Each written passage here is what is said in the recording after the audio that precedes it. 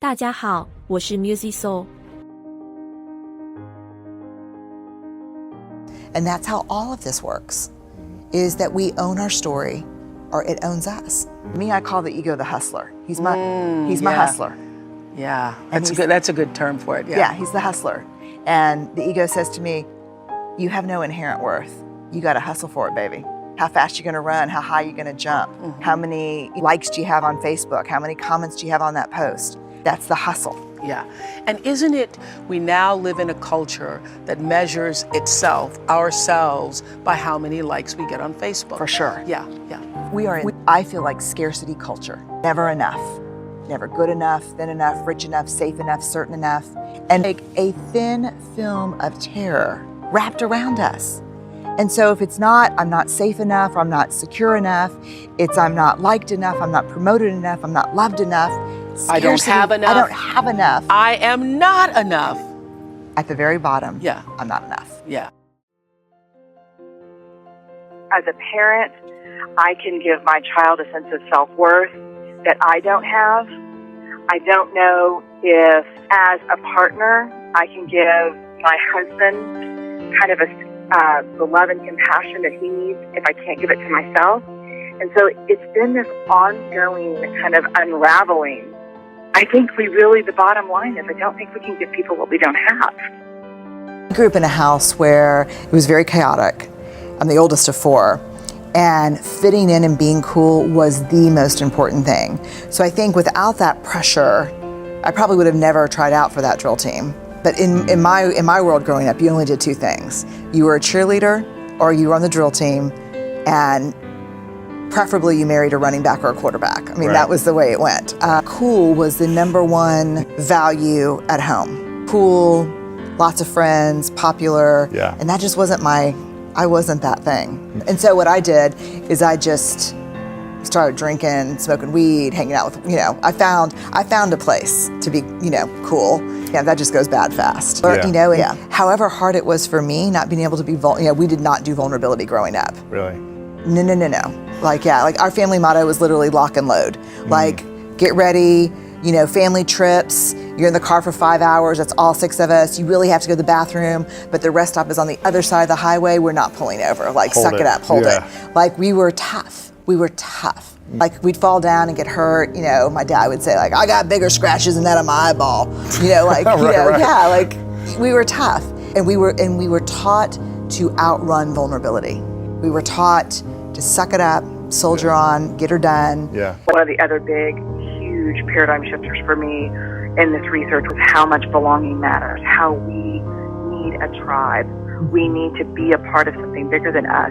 And the thing that, how we open this conversation with, we can't love anyone more than we love ourselves. I also believe that we cannot cultivate a sense of belonging that's any greater than our sense of self-worth. How one of the biggest barriers to belonging is fitting in. I always thought for years that they were the same, but that fitting in is assessing a situation, figuring out who we're supposed to be, what we're supposed to be, how we're supposed to be, what we're supposed to say, and acclimating. Belonging is going into a situation and doing the bravest thing we'll ever do in our lives, and that's letting ourselves be seen. I remember just wanting to fit in, just like you did in the that team. I wanted to fit in. I wanted to feel like they liked me, like I mattered, like I was the cool kid or whatever. And when they would do things that I didn't really agree with, or they would bully other kids or make fun of people, it's like I didn't want to not say anything. I didn't want to stand against them because I wanted to belong. Yeah. So if I did stand up against them, then that means I was alone. And that was my biggest fear, was being alone. No, because that's what teams and groups deliver. They deliver this thing that you're not alone. Yeah. The problem is there's just in the research that the opposite of belonging is fitting in. Because fitting in is assessing a group of people and thinking, who do I need to be? What do I need to say? What do I need to wear? How do I need to act? And changing who you are. And true belonging never asks us to change who we are.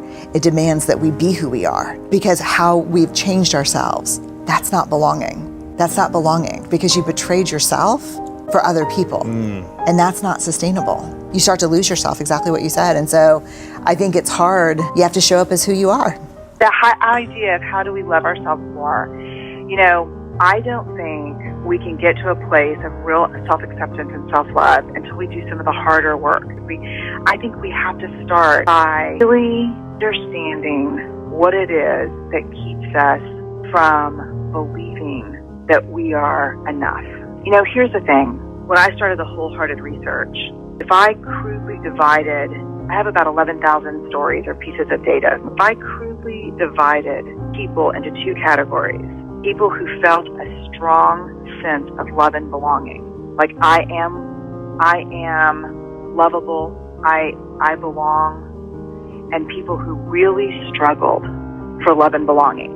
The people who carry a deep sense of love and belonging within them believe that they are worthy of love and belonging. They weren't richer, more beautiful. They didn't have less trauma in their lives, bankruptcies or divorces. They just believed that they were worthy of love and belonging. And the thing about worthiness and the thing about believing that we're worthy is that worthiness doesn't have prerequisites. It's not like, and that's what most of us do. Most of us have these prerequisites, whether they're conscious or not conscious, that, okay, well, I get that I should be worthy of love and belonging. I kind of am. I would definitely be worthy of love and belonging if I could lose 20 pounds, if I made partner, if I stayed sober, if my mom loved my husband, if my husband came back, if my wife didn't leave, if no one finds out my dad's in prison. It's like they are our stories. Everybody's got a story that'll break your heart. I mean, this is the deal. That's it. And so we have this list of prerequisites for worthiness. And if we really want to get to a place believing and really believing that we're worthy, living like we're worthy, we will spend less time trying to check those things off and more time really trying to understand, where does this list come from and how can I let the list go? How can I say, you know what, I'm not perfect with this list of things. I'm going to let them go. I do want to change about myself, but I'm not going to put my lovability and my deserving of belonging, I'm not going to they're not going to hinge on this. I'm going to start from a place of love and belonging that I'm worthy now as is. If we start from the place of I'm worthy of love and belonging, then if we try to hook into this idea of if I can accomplish this, I will be. And so if we want to love ourselves more for ourselves and so that we can give more love to other people, we start by examining that prerequisite list. It's a quote that is, Braving the Wilderness is all about this, starts with this quote from Maya Angelou, that we're never free until we belong nowhere, we belong everywhere, which is nowhere, which is no place at all, which I thought was a terrible quote for many years. And I was like, why are you saying that, Dr. Angelou? You're pissing me off. Yeah. But then I realized, really, and she says, the cost is high, but the reward is great. And I think that's the thing, that I feel like I belong everywhere I go, no matter where it is or who I'm with, as long as I never betray myself.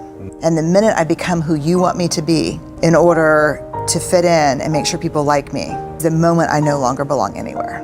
And that is hard. Yeah. I mean, that's a hard practice. That's an everyday practice. I know that it can be very daunting to think, I have to sit down and write down the things that I think get in the way of me feeling like I'm enough. And I don't want to do that because that will give these things so much power. But it doesn't. What it does is when we get really clear on, man, what is the crap getting in the way of me believing like I'm enough, that I am worthy of love and belonging? What are these triggers? Is it my weight? Is it my work? Is it how much I provide for my family? What is it? What is it that's getting in the way? When we write them down and understand them, we give ourselves power, and we absolutely take power away from those things.